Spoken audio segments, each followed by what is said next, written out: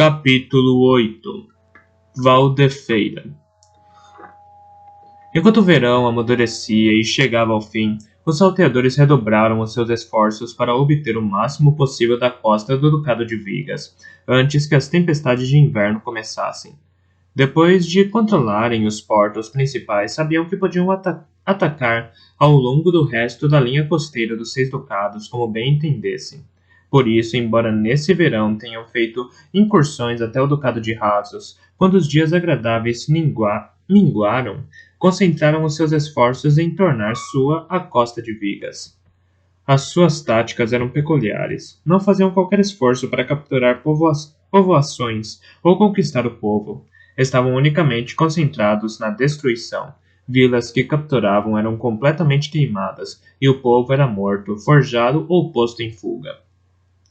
Algumas pessoas eram mantidas como trabalhadores, tratadas como menos que animais, forjadas quando se tornavam inúteis para seus captores ou por divertimento.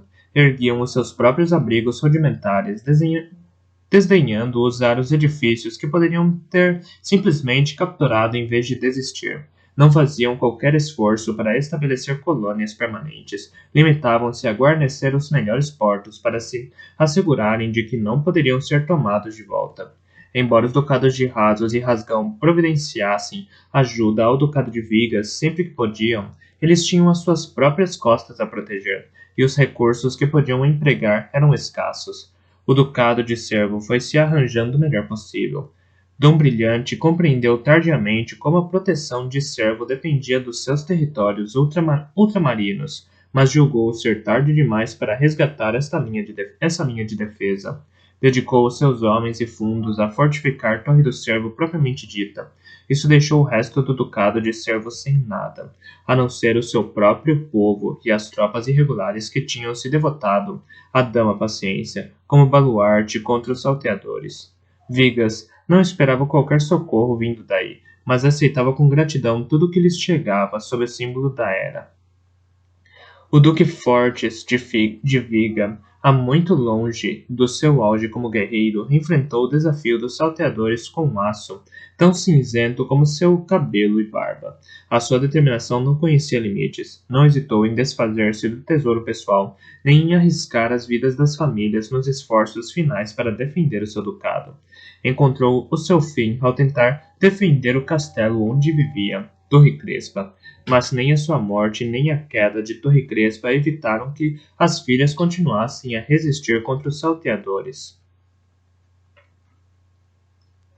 A minha camisa adquirira uma peculiar forma nova por ter passado tanto tempo enrolada na trouxa. Vestia, mesmo assim, fazendo uma ligeira careta diante do seu odor mofado. Cheirava vagamente a fumaça de lenha, e mais fortemente a bolor. A umidade penetrara nela. Persuadi-me de que o ar livre dispersaria o cheiro.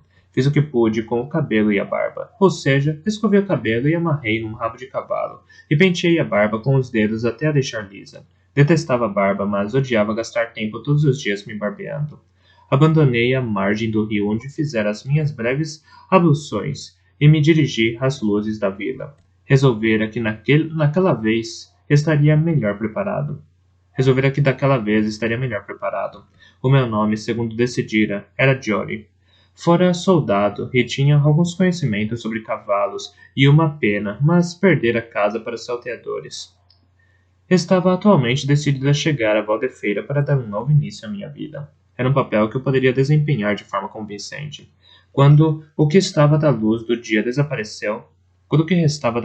desapareceu, mais lâmpadas foram acesas na Vila Ribeirinha e vi que me enganara redondamente quanto ao seu tamanho. A cidade estendia-se até muito longe ao longo da margem.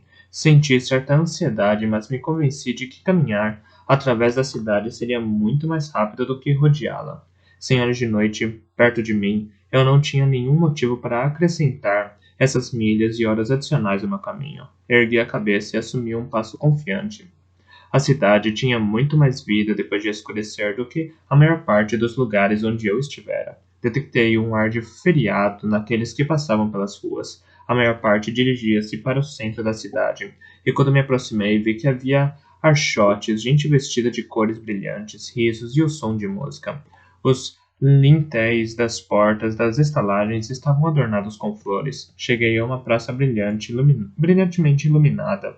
Era dali que vinha a música. E viam-se foliões dançando. Havia barris de bebida à disposição, e mesas com pilhas de pão e fruta. Fiquei com a boca cheia de água ao ver a comida, e o pão tinha um cheiro particularmente maravilhoso para alguém que estava tanto tempo privado dele.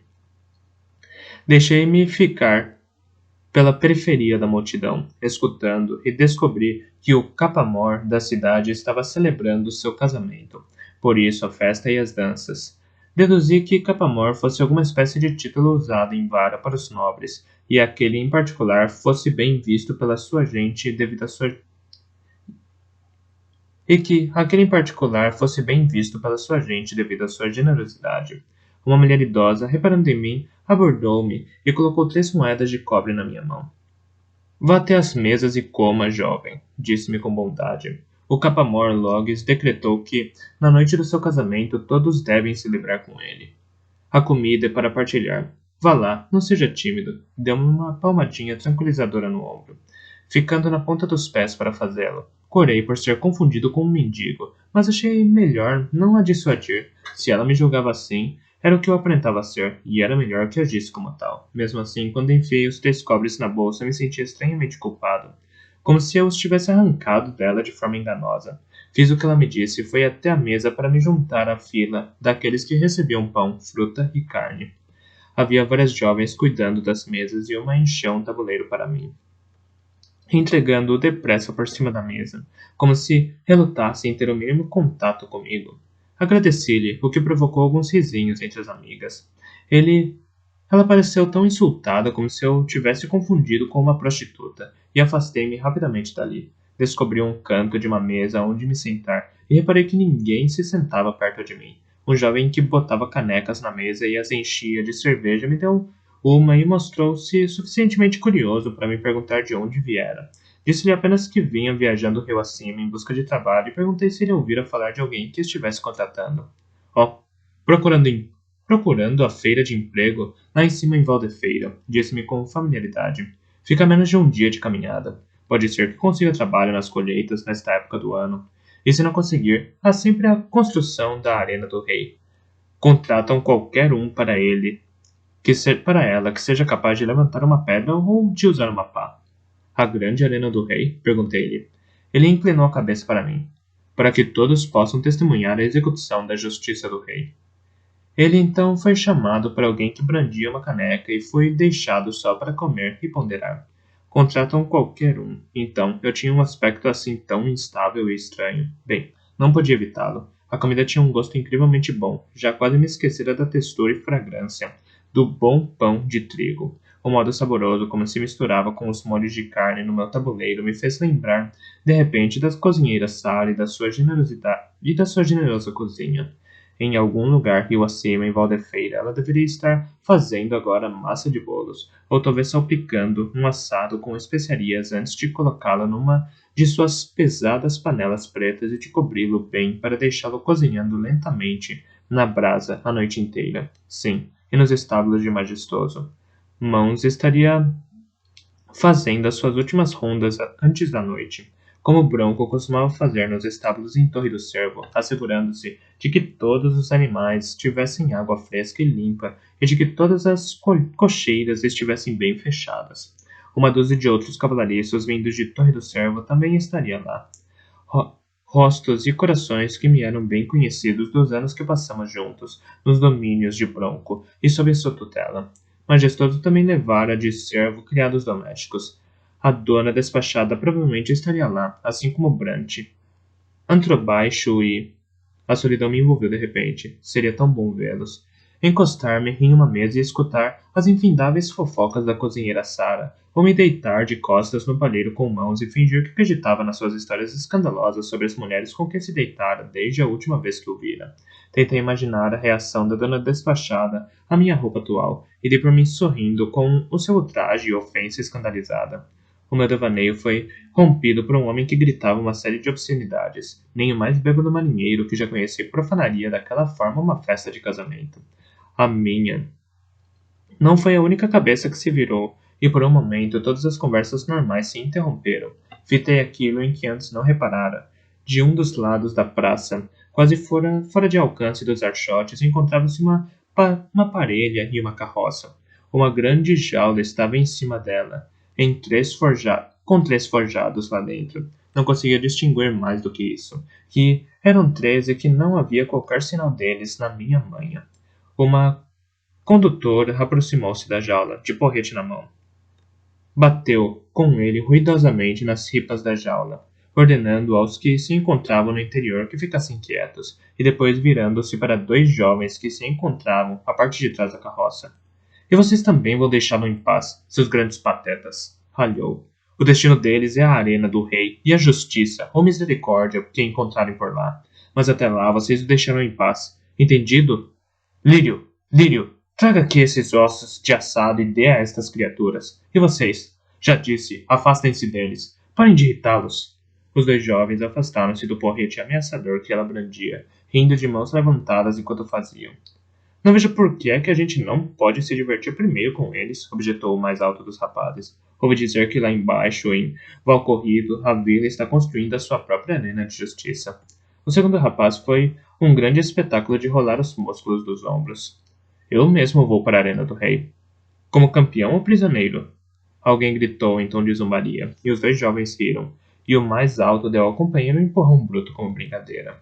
Eu fiquei de pé no meu lugar. Uma suspeita doentia estava crescendo em mim. A arena do rei, forjados e campeões. Lembrei-me do modo avarento como majestoso observara seus homens espancando-me. Quando eu estava rodeado por eles, um aturdimento surdo espalhara-se por mim enquanto a mulher chamada Lídio abria caminho até a carroça e atirava um prato de ossos com carne aos prisioneiros que lá se encontravam. Caíram avidamente sobre eles, batendo e mordendo uns aos outros, enquanto cada um procurava recolher para si o máximo possível do saque. Não foram poucas as pessoas que se colocaram em volta da carroça, apontando e rindo, e fiquei vendo repugnado. Não compreendiam que aqueles homens haviam sido forjados? Não eram criminosos. Eram maridos e filhos, pescadores e agricultores dos 6 ducados cujo único crime foram serem capturados pelos navios vermelhos. Eu não sabia o número de forjados que eu matara. Sentia repulsa por eles, era verdade, mas era a mesma repulsa que sentia ao ver uma perna gangrenada ou um cão tão atacado pela sarna que não teria cura. Matar forjados nada tinha a ver com ódio, punição ou justiça. A morte era a única solução para seu estado e devia ser administrada o mais rapidamente possível, por compaixão para com suas famílias que os tinham amado. Aqueles jovens tinham falado como se houvesse algum tipo de esporte em matá-los. Fitei, nauseado, a jaula. Voltei lentamente a me sentar no meu lugar. Ainda havia comida no meu tabuleiro, mas o meu apetite por ela desaparecera. O bom senso me dizia que devia comer enquanto tinha essa possibilidade. Por um momento, apenas olhei para a comida, obriguei-me a comer. Quando ergui os olhos, vi 2 jovens me encarando. Por um instante, enfrentei os seus olhos. Então me lembrei de quem era suposto ser e baixei o olhar. Era evidente que os jovens estavam se divertindo comigo, pois vieram sentar-se com um ar fanfarrão, um na minha frente e o outro desconfortavelmente próximo, ao meu lado. Esse deu um grande espetáculo, franzindo o nariz e cobrindo o nariz e a boca para divertimento do camarada. Dei boa noite aos 2. Boa noite para você, talvez. Não come uma comida como esta há algum tempo, hein, mendigo? Isso foi dito pelo que estava sentado na minha frente. Um palerma de cabelo cor de estopa com uma máscara de sardas no rosto. É verdade, e agradeço ao seu capa-mor pela sua generosidade, eu disse com suavidade. Eu já estava procurando uma maneira de me livrar daquilo. Então, o que traz ao pomo? Perguntou o outro. Era mais alto do que o seu amigo indolente e mais musculoso. Ando à procura de trabalho. Olhei-o diretamente nos olhos claros. Disseram-me que é uma feira de empregos em Valdefeira. E para que tipo de trabalho você presta, mendigo? Espantalho? Ou será que atrai as ratazanas para fora das casas de um homem com o cheiro? Ele botou um cotovelo na mesa perto demais de mim, então se inclinou para a frente apoiado nele, como que para me mostrar o feixe de músculos no seu braço. Reparei uma vez, e então outra. Senti que já não sentia há algum tempo. Havia um fio de medo, e aquele estremecimento invisível que me percorria quando era desafiado. Também sabia que por vezes se transformava no tremor que pressagiava um ataque. Porém, houve algo mais que também cresceu em mim, e eu quase esquecera esse sentimento. Ira. Não. Fúria. A fúria irrefletida, violenta, que me prestava força para erguer um machado e separar o ombro e o braço do corpo de um homem, ou me atirar a ele e esganá-lo até que a vida lhe saísse do corpo, independentemente do quanto ele me batesse, enquanto o fazia. Acolhi-a de volta em uma espécie de reverência e me perguntei o que a teria chamado. Teria ela recordado amigos que foram arrancados de mim para sempre, ou as cenas de batalha com que eu sonhara tão frequentemente pelo talento nos últimos tempos? Não importava. Tinha o peso de uma espada no quadril e duvidava de que os Palermas estivessem conscientes disso. Ou de como eu poderia usá-la. Provavelmente nunca tinham brandido nenhuma lâmina, exceto uma foice. Provavelmente nunca haviam visto qualquer sangue, além do de uma galinha ou uma vaca. Ninguém tinha despertado à noite com o ladrar de um cão e perguntado a si mesmo se seriam salteadores a caminho. Nunca tinham chegado após o dia de pesca rezando para que, quando o cabo fosse dobrado, a vila ainda estivesse em pé. Camponeses abençoados com a ignorância, engordando na suave região fluvial longe da costa fortificada, sem maneira melhor para demonstrar o seu valor do que provocar um estranho ou atormentar homens enjaulados. Quem dera todos os garotos dos 6 ducados fossem ignorantes assim. Sobressaltei-me como se veracidade tivesse colocado a mão no meu ombro. Quase olhei para trás de mim. Em vez disso, fiquei imóvel, tateando dentro de mim para descobri-lo, mas sem nada encontrar. Nada. Não poderia dizer com certeza que o pensamento viera dele. Talvez o seu desejo fosse meu, e no entanto, era tão característico dele que não podia duvidar da sua origem. A sua ira desapareceu tão rapidamente quanto fora despertada, e eu os olhei numa espécie de surpresa, sobressaltado por descobrir que ainda estavam ali. Garotos, sim, não passavam de garotos grandes, irrequietos e ansiosos por provar o que valiam, ignorantes e inexperientes como os jovens eram com frequência. Bem, nem eu seria algo em que demonstrariam a sua virilidade, nem derramaria o sangue deles na terra da festa de casamento do seu capamor. Parece que talvez tenha abusado das boas-vindas, eu disse, com gravidade, e levantei-me da mesa. Já comera o suficiente e sabia que não precisava da meia caneca de cerveja que estava ao lado da comida. Vi-os me medir enquanto me levantava e vi um deles sobressaltar-se claramente quando viu a espada que pendia do meu flanco. O outro levantou-se como que para desafiar a minha partida, mas vi que o amigo deu uma minúscula sacudida com a cabeça. Com as chances igualadas, o musculoso garoto da fazenda afastou-se de mim com um sorriso de escárnio, afastando-se como que para evitar que a minha presença o sujasse. Foi extremamente fácil ignorar o insulto. Em vez de recuar deles, virei-me e penetrei-me na escuridão, para longe da festa, das danças e da música. Ninguém me seguiu. Procurei a margem com a determinação crescendo em mim à medida que avançava. Então eu não estava longe de Valdefeira, não estava longe de majestoso. Senti um desejo súbito de me preparar para ele. Naquela noite iria arranjar um quarto numa estalagem, uma que estivesse casa de banhos, e iria tomar banho e me barbear. Que ele me olhasse, que visse as cicatrizes que pusera em mim, e soubesse quem o matara. E depois? Se sobrevivesse para ver um depois. E se algumas das pessoas que me vissem me reconhecessem, que assim fosse.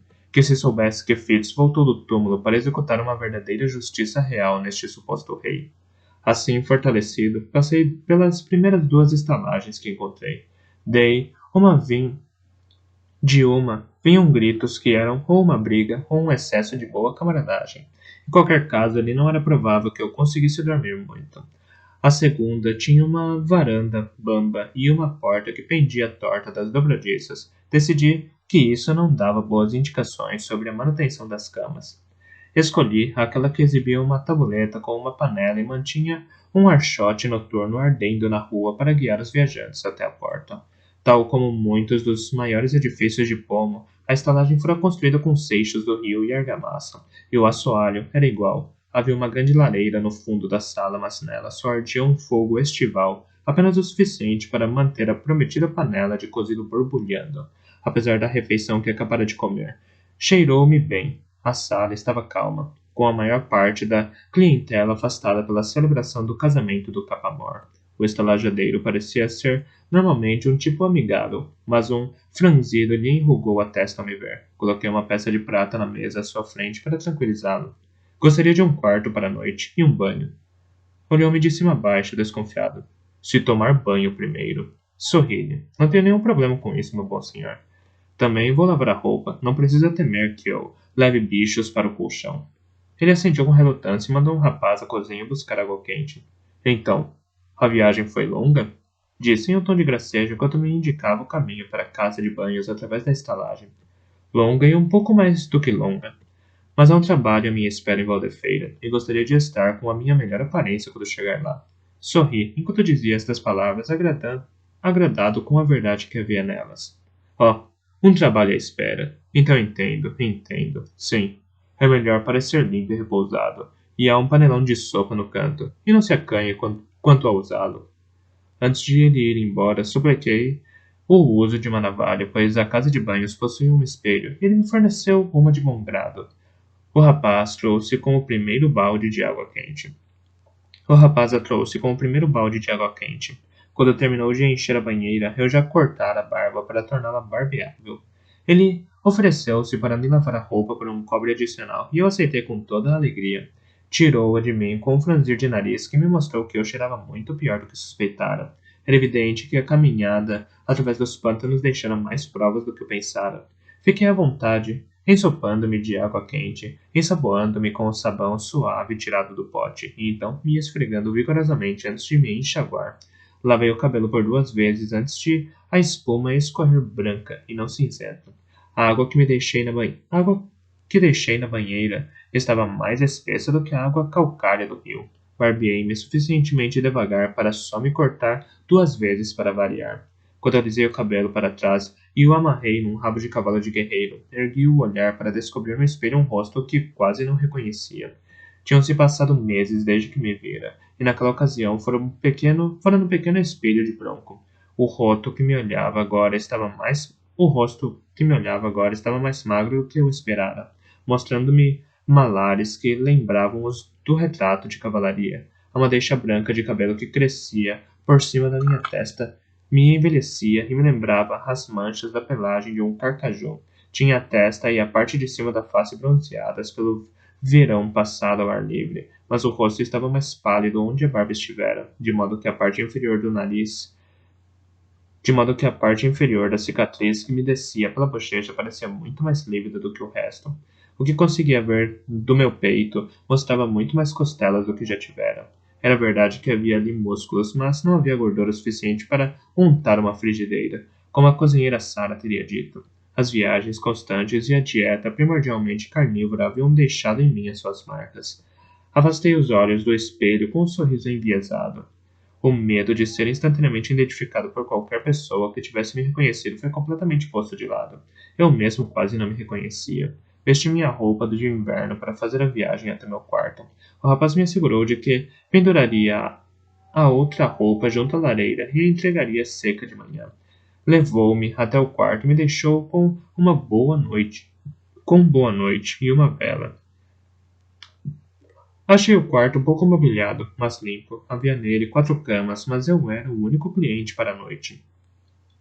E senti-me grato por isso. Havia uma única janela, sem folhas nem cortinas para o verão.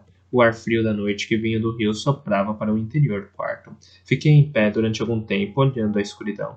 Eu conseguia ver rio acima as luzes de Valdefeira.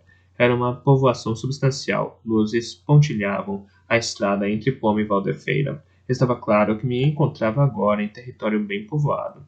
Ainda bem que viajava sozinho, disse firmemente a mim mesmo, e afastei a dor de pedra, e afastei a dor da perda que sentia sempre que pensava em horas de noite.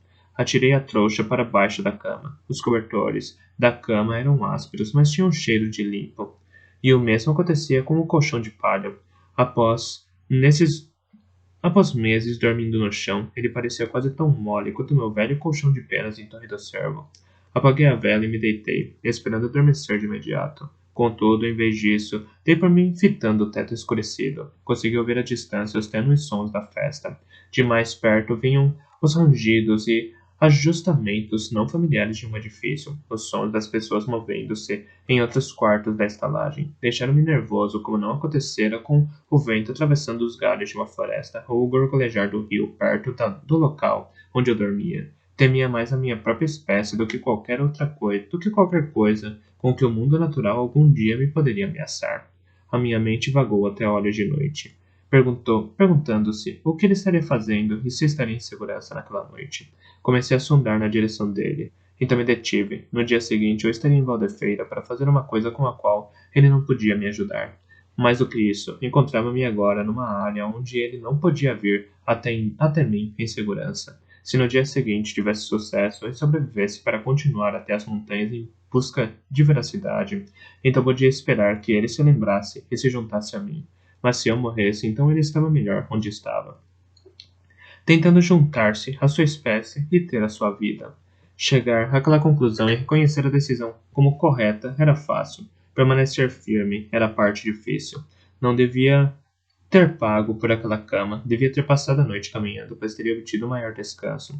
Senti-me mais só do que já me sentira na vida. Até no masmorra de majestoso, à espera da morte, eu fora capaz de sondar até meu lobo, mas não naquela noite em que estava sozinho, pensando num assassinato que era incapaz de planejar, temendo que Majestoso estivesse protegido por um círculo de iniciados no talento, cujas habilidades eu só podia adivinhar. Apesar do calor da noite de fim de verão, sentia-me enregelado e nauseado sempre que pensava nisso. A minha determinação em matar Majestoso nunca vacilou, apenas a minha confiança de que seria bem-sucedido. Até então não me saíra muito bem sozinho, mas decidi que no dia seguinte atuaria de uma forma que deixaria Abreu orgulhoso. Quando pensei no círculo, senti uma nauseante certeza de que eu enganara a mim mesmo a respeito da estratégia. Eu havia chegado até ali por minha própria vontade. Ou seria aquilo alguma artimanha sutil que vontade incutira nos meus pensamentos para me convencer de que correr para ele era a coisa mais segura a se fazer? Vontade era sutil como o talento. Tinha um toque. Tinha um toque tão insidiosamente suave que quase não o sentíamos quando ele estava usando. Ansiei subitamente por tentar sondar com o talento, para ver se conseguia senti-lo, observando-me. Então tive certeza de que meu impulso para sondar com o talento fora na verdade vontade o influenciando, tentando-me ali abrir a mente. E assim, prosseguiram os meus pensamentos, perseguindo-se em círculos cada vez mais apertados até que quase senti o divertimento dele, enquanto me observava. Após a meia-noite me senti finalmente afundando no sono. Rendi os pensamentos que me atormentavam sem hesitar, atirando-me ao sono como se fosse um mergulhador decidido a sondar as profundezas. Reconheci tarde demais os imperativos desse afundamento. Teria lutado se conseguisse me lembrar de como se lutava. Em vez disso, reconheci à minha volta as tapeçarias e troféus que decoravam o grande salão de Torre Crespa, o castelo principal do Ducado de Vigas. As dobradiças das grandes portas de madeira tinham cedido e elas estavam abertas, vítimas do alliete, que se encontrava atravessado na soleira, após ter concluído seu terrível trabalho. Fumaça pairava no ar do salão, entrelaçando-se em volta das estandartes de vitórias passadas. Havia corpos densamente empilhados ali, onde os combatentes tinham tentado deter a torrente de salteadores contra a qual as pesadas pranchas de carvalho não tinham resistido. A alguns passos depois da muralha de corpos massacrados, uma linha de guerreiros de vigas ainda resistia, mas de forma irregular.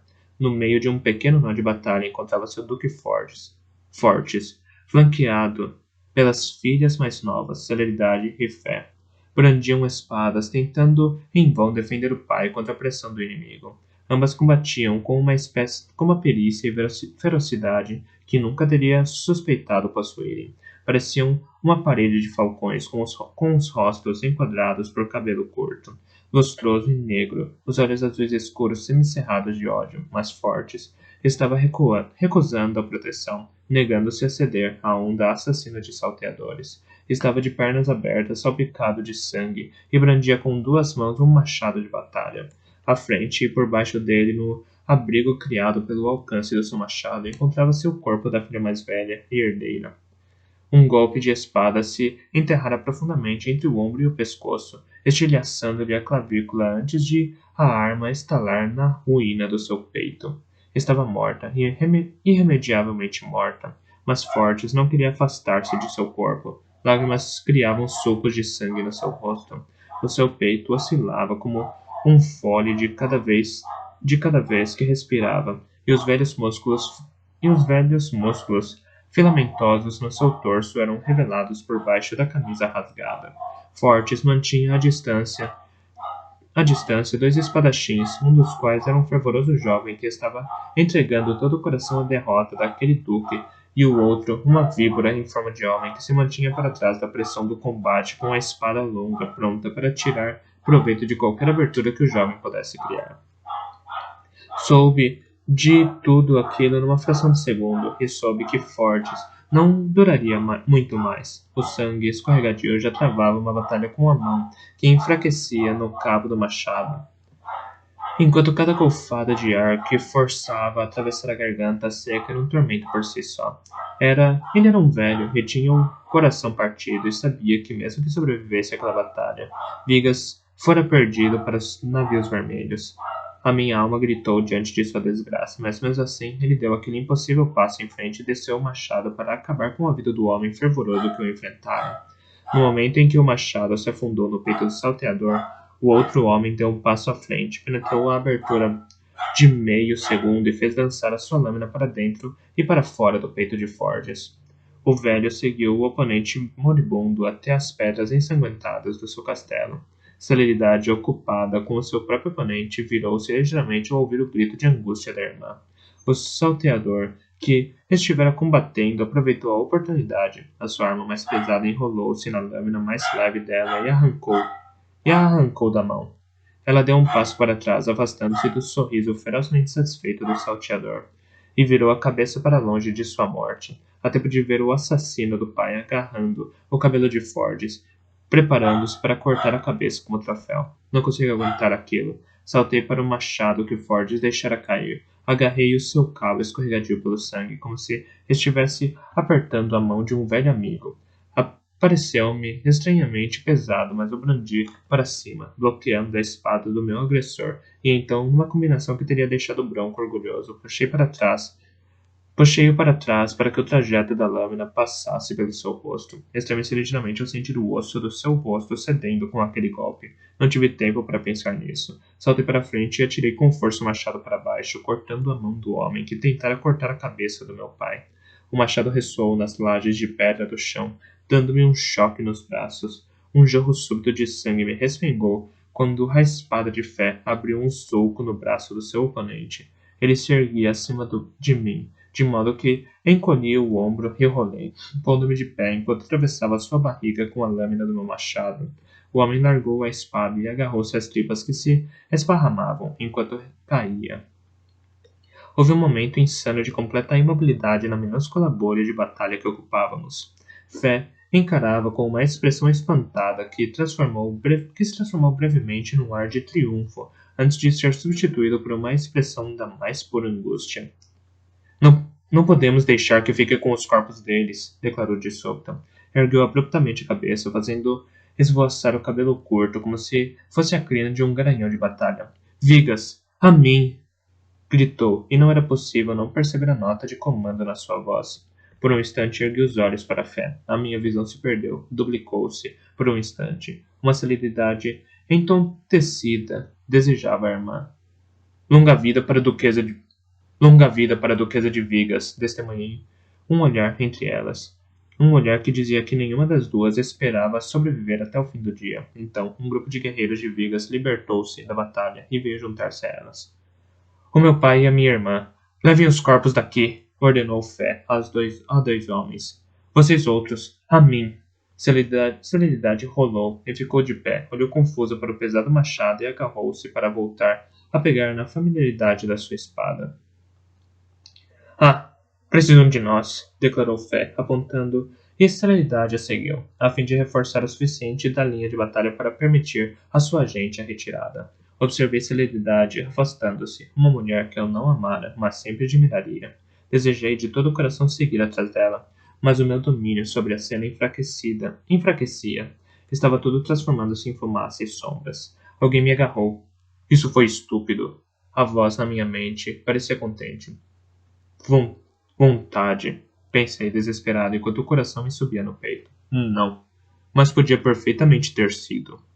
Está ficando descuidado com as muralhas, Fitz. Não pode se dar a esse luxo. Por mais que eles nos chamem, você precisa ser cuidadoso. Veracidade deu um empurrão que me impeliu para longe e senti a carne do meu corpo me acolher de novo.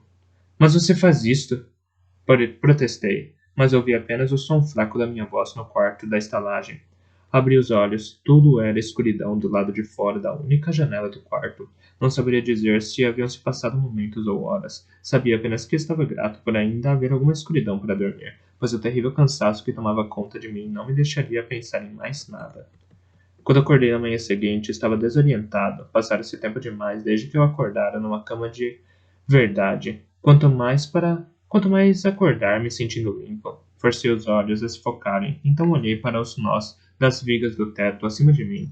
Passado algum tempo, recordei a estalagem e que não estava muito longe de Volta-feira e majestoso. Quase no mesmo instante, lembrei-me de que o Duque Fortes estava morto. O coração saltou dentro de mim. Fechei com força os olhos contra as memórias dessa batalha e senti o martelo e a bigorna da minha dor de cabeça começar. Por um instante irracional, coloquei a culpa de tudo em Majestoso. Fora ele que orquestrara esta tragédia, que me arrancava o coração e me deixava o corpo tremendo de fraqueza. Precisamente na manhã em que eu esperara me levantar forte, refrescado e pronto para matar, quase não consegui encontrar a força para me virar da cama. Depois de algum tempo, o rapaz da estalagem chegou com a minha roupa. Dei-lhe mais 2 cobres e ele regressou pouco tempo depois com uma bandeja. O aspecto e o cheiro da tigela de mingau me revoltou. Compreendi de súbito a aversão por comida que Veracidade sempre manifestara durante os verões em que o seu uso do talento mantivera os salteadores afastados da nossa costa.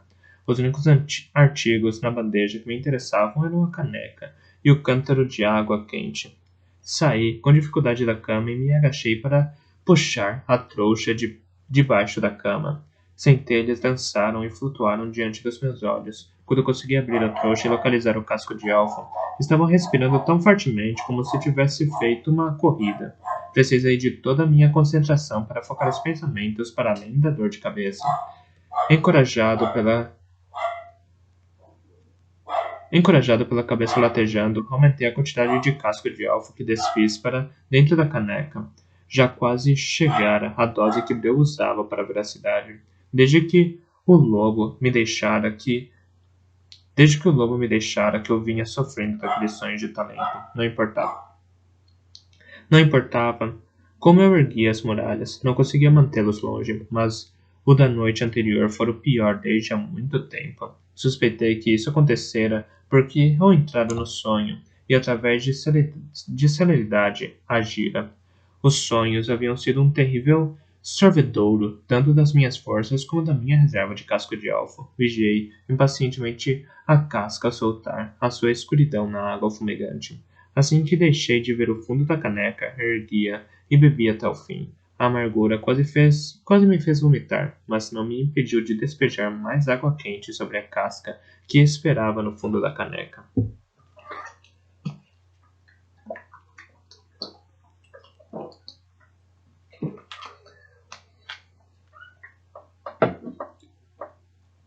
Bebi esta segunda dose mais fraca com menos rapidez, sentado na beira da cama e olhando ao longe pela janela.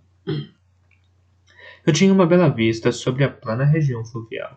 Havia campos cultivados e vacas leiteiras em pastos cercados, logo saindo de pomo, e mais além eu conseguia avistar a fumaça que se erguia de pequenas fazendas ao longo da estrada. Não havia mais pântanos para atravessar, não havia mais regiões abertas e selvagens entre mim e Majestoso. Dali em diante teria de viajar como um homem. A minha dor de cabeça diminuiu, forcei-me a comer um mingau frio, ignorando as ameaças do meu estômago.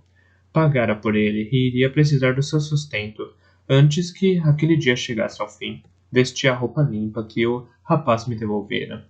Estava limpa, mas isso era tudo o que se podia dizer em seu favor. A camisa estava deformada e descolorida em vários tons de castanho. As calças estavam puídas nos joelhos e no traseiro e curtas demais. Quando enfiei os pés nos sapatos que eu mesmo fizera, percebi pela primeira vez o quão patéticos eles eram. Passara-se tanto tempo desde que eu parara para pensar no aspecto que apresentava aos outros que me surpreendi por me ver vestido mais pobremente do que qualquer mendigo de Torre do Servo, de que conseguia me lembrar. Não admirava que tivesse gerado piedade e repugnância na noite anterior. Eu sentiria o mesmo por qualquer indivíduo assim vestido. A ideia de descer vestido daquela forma fez com que eu me encolhesse. A alternativa, contudo, era vestir a roupa de inverno quente e lanosa e passar o dia inteiro sentindo calor e suando. Descer tal como eu estava não passava de bom senso, mas agora me senti um motivo de chacota tão grande que desejei poder escapar sem ser visto. Enquanto voltava a fazer energicamente a trouxa, senti um momento de alarme quando percebi a quantidade de casco de elfo que consumira de uma vez só. Sentia-me alerta, nada mais do que isso. Um ano antes, tanto o casco de elfo teria me deixado balançando nas vigas.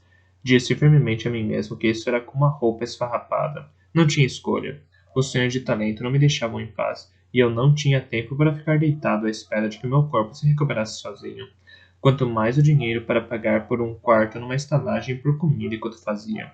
E, no entanto, quando pôs a trouxa ao ombro e descia a escada, refletia que aquilo era uma maneira ruim de começar o dia. A morte de Fordes e a queda do Ducado de Vigas nas mãos dos salteadores, a minha roupa de espantalho e a muleta do casco de elfo, tudo isso me deixava num belo marasmo. Que chance real eu teria de passar pelas muralhas e guardas de majestoso e dar cabo dele? Um estado de espírito sombrio, dissera-me um dia Bronco, era um dos efeitos secundários do casco de elfo. Portanto, só isso que eu estava sentindo, nada mais. Despedi-me do estalajadeiro e ele me desejou boa sorte. O sol já ia alto lá fora, prometia outro dia de bom tempo.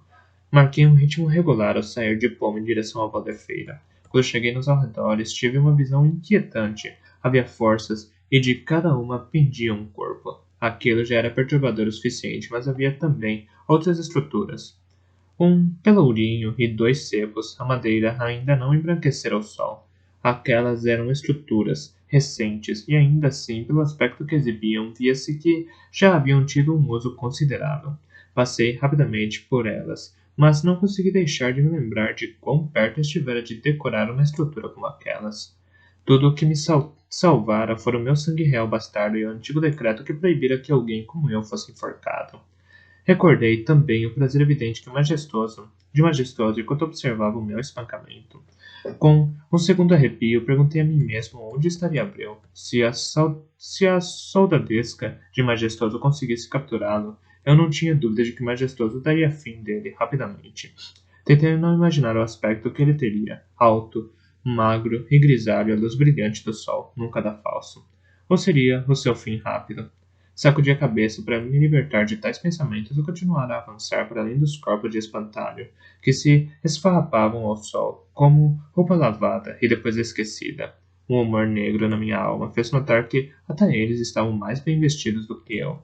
Enquanto avançava pela estrada, tive de dar passagem com frequência a carroças e gado.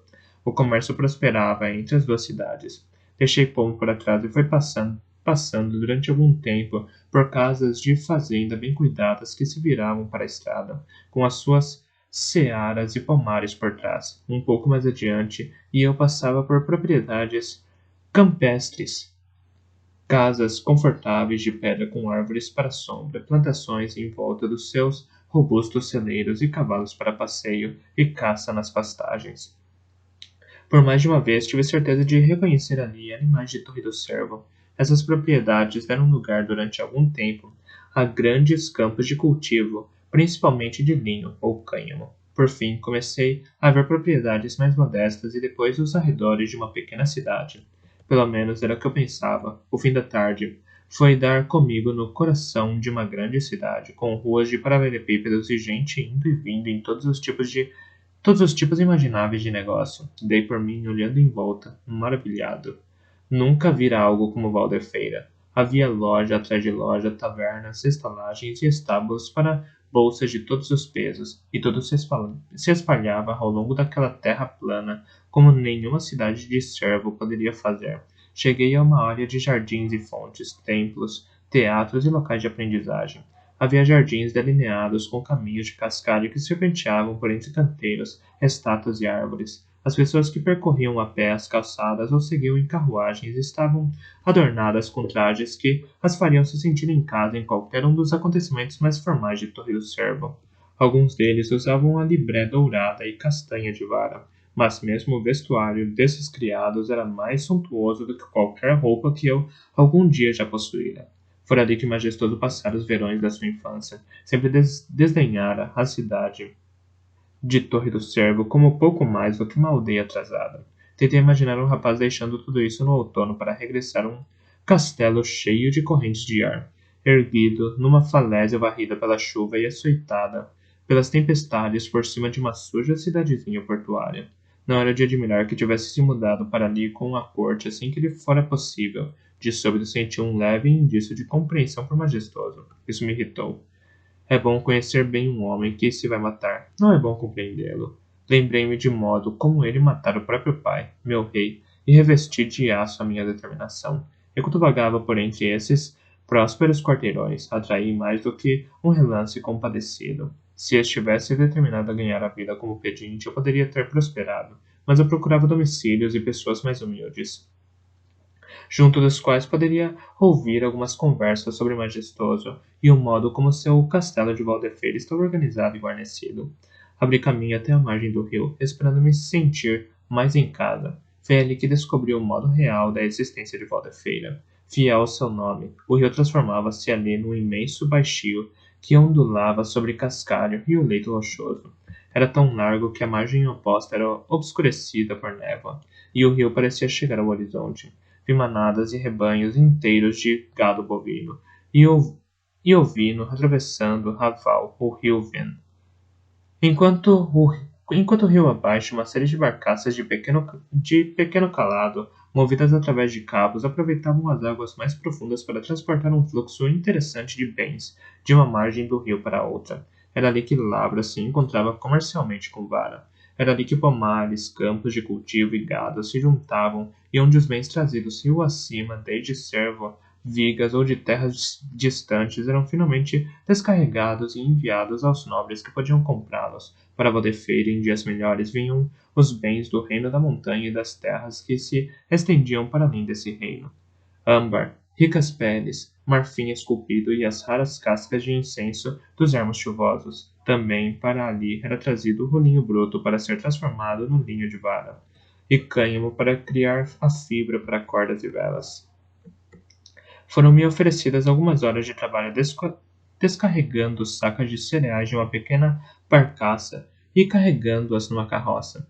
Aceitei-as, mais pela conversa do que pelos cobres. Fiquei sabendo de pouca coisa. Ninguém falou dos navios vermelhos ou da guerra que se travava ao longo da costa, exceto para protestar contra a fraca qualidade dos bens que provinha da costa e do que era pedido pelo pouco que era enviado. Pouco foi dito sobre o rei majestoso e as poucas palavras que ouvi orgulhavam-se da sua habilidade de atrair mulheres e de beber bem. Sobressaltei-me ao ouvir falar dele como um rei Montebon, o nome da linhagem real da mãe. Então decidi que me convinha perfeitamente que ele não se chamasse de visionário. Era uma coisa menos que tinha de partilhar com ele. Contudo, ouvi falar muito da arena do rei, e o que ouvi me azedou as entranhas. O conceito de um duelo para defender a verdade das palavras de cada um era antigo nos Seis Ducados. Em Torre do Cervo havia os grandes pilares verticais das pedras testemunha. Dizem que quando dois homens se encontram ali para resolver uma questão com os punhos, os próprios El e Eda testemunham o ato e asseguram-se de que a justiça seja feita.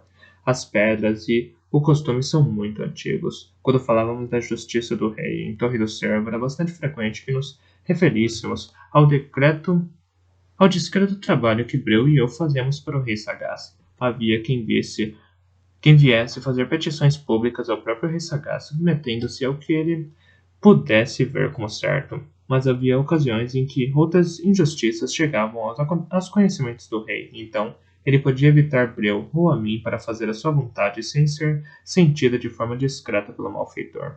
Em nome da justiça do rei, eu selara destinos tanto com rapidez misericordiosa como com lentidão punitiva. Eu devia ter ficado insensibilizado perante a morte, mas a arena do rei majestoso tinha em si mais de divertimento do que de justiça. A premissa era simples. Aqueles que eram julgados pelo rei merecedores de punição ou morte eram enviados para sua arena. Ali poderiam enfrentar animais famintos e provocados até a loucura, ou um lutador, um campeão do rei, algum criminoso ocasional que apresentasse um espetáculo muito bom poderia ser concedida clemência régia e podia mesmo tornar-se um campeão. Forjados não tinham tal chance. Forjados eram entregues às feras para serem estraçalhados ou deixados passando fome soltos em cima de outros transgressores. Tais julgamentos tinham se tornado bastante populares nos últimos tempos, tão populares que as multidões estavam transbordando da praça do mercado em Valdefeira, onde a justiça era atualmente feita. Agora Majestoso estava construindo uma arena especial. Iria ter a conveniência de se localizar mais perto de sua casa senhorial, com celas e paredes seguras, capaz de confinar mais fortemente tanto os animais quanto os prisioneiros, com assentos para os que vinham observar o espetáculo da execução da justiça do rei. A construção da arena do rei estava fornecendo novos negócios e empregos à cidade de Valdefeira. Todos a acolhiam como uma ótima ideia diante do fim das trocas com o reino da montanha. Não ouvi ser proferida uma única palavra contra a obra. Quando a carroça ficou carregada, recebi o pagamento e segui os outros estivadores até uma taverna próxima. Ali, além de cerveja, era possível comprar um punhado de ervas e um incensório de fumo para a mesa. A atmosfera dentro da taverna estava pesada com os fumos, e logo senti os olhos ramelosos e a garganta irritada por causa deles. Ninguém mais parecia lhes prestar nenhuma atenção, ou mesmo ser muito afetado por eles. O uso das ervas de queimar como inebriante nunca fora comum em Torre do Servo, e eu nunca me habituara a elas. As minhas moedas compraram um prato de pudim com mel e uma caneca de uma cerveja muito amarga que para mim tinha gosto de água do rio. Perguntei a várias pessoas se era verdade que estavam contratando cavalariços para os estábulos do rei, e caso estivessem onde um homem deveria ir para pedir trabalho. Que alguém como eu pudesse tentar trabalhar para o próprio rei proporcionou algum divertimento à maior parte deles, mas como eu fingira ser um tanto simplório durante o tempo que passara trabalhando com eles, consegui aceitar o seu humor e sugestões rudes com um sorriso brando. O malandro acabou me dizendo que eu devia ir pedir ao próprio rei e me indicou como chegar ao palácio de Valdefeira. Agradeci-lhe, bebi o resto da cerveja e fui embora. Suponho que esperara um edifício de pedra qualquer com muralhas e fortificações. Era isso que eu procurava enquanto eu seguia as instruções para o interior e para cima, afastando-me do rio. No entanto, acabei chegando a uma colina pouco elevada, se é que se podia dar tal nome a uma elevação tão modesta. A altura adicional era suficiente para fornecer uma vista desobstruída do rio em ambas as direções, e as elegantes estruturas de pedra que se erguiam na colina tinham tirado dela toda a vantagem possível. Parei na estrada movimentada no sopé, olhando os edifícios praticamente de boca aberta. Nada tinham de ameaçadores aspectos marciais de Torre do Servo. O caminho de entrada, coberto de seixo branco, os jardins e as árvores rodeavam uma habitação que era ao mesmo tempo palaciana e acolhedora. O palácio de Valdefeira e os edifícios que rodeavam nunca tinham sido usados como fortaleza ou castelo. Fora construído como residência elegante e dispendiosa. A pedra das paredes fora trabalhada em padrões, e havia graciosos arcos nas entradas. Havia uma torre, mas não se viam seteiras nelas. Percebiam-se que haviam sido construídas para fornecer ao habitante uma vista mais vasta das redondezas, mas mais por prazer do que por cautela. Também havia muros entre a movimentada estrada pública e a mansão, mas eram muros baixos e espessos de pedras cobertos de musgo ou era, como recantos ou nichos onde estátuas eram flanqueadas por trepadeiras em flor. Um largo caminho para carruagens levava diretamente ao casarão. Outras vias e caminhos mais estreitos convidavam a investigar lagoas cheias de delírios e árvores frutíferas, inteligentemente podadas, ou vias calmas e cheias de sombras. Há pelo menos 100 anos, algum jardineiro visionário havia plantado ali carvalhos e salgueiros que agora se elevavam, davam sombra e sussurravam ao vento vindo do rio. Toda aquela beleza espalhava-se por uma área maior do que a de uma fazenda de bom tamanho. Tentei imaginar um governante que tinha tempo e recursos para criar tudo aquilo. Sentia aquilo o que se podia ter, se não se precisasse de navios de guerra e exércitos regulares? Seria aquilo que se podia ter se não precisasse de navios de guerra e exércitos regulares? Teria paciência alguma vez conhecido aquele tipo de beleza na casa de seus pais? Seria daquilo que o bobo fizera eco nos delicados vasos de flores e aquários de peixe dourados que tivera no quarto? Senti-me sujo e grosseiro, e não por causa da roupa. Assim era realmente. Senti de súbito como um rei devia viver, entre a arte, a música e a graciosidade, levando as vidas do seu povo por fornecer um lugar onde essas coisas podiam florescer. Vislumbrei a minha própria ignorância e, pior, a fealdade de um homem treinado apenas para matar outros homens. Senti também uma ira súbita por tudo que nunca me fora ensinado, por tudo que nunca sequer vislumbrara. Não teria um majestoso e sua mãe também tido uma mão nisso e manter o bastardo no seu lugar? Eu havia sido amolado como uma ferramenta feia e funcional, do mesmo modo que escarpada e estéril, Torre do Servo era uma fortaleza, não um palácio.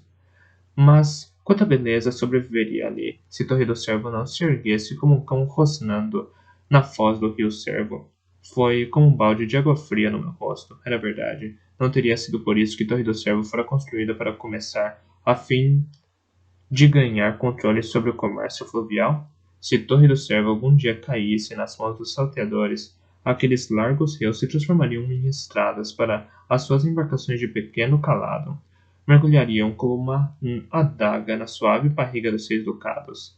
Aqueles nobres indolentes e arrogantes garotos de fazenda acordariam ao som de gritos e o cheiro de fumaça na noite, sem castelo para onde fugir, sem guardas para resistir e lutar por eles. Antes de morrerem, poderiam vir a saber o que outros haviam suportado para mantê-la em segurança. Antes de morrerem, poderiam insurgir-se contra um rei que fugira desses baluartes para vir para o interior e esconder-se em prazeres. Mas eu pretendia fazer com que esse rei morresse primeiro. Dei início à cuidadosa caminhada ao longo do perímetro do castelo de Valderfeira. A maneira mais fácil de entrar tinha de ser pesada contra a mais discreta, e as melhores maneiras de sair também tinham de ser planejadas. Antes de cair a noite, eu descobriria tudo o que podia sobre o palácio de Valdefeira.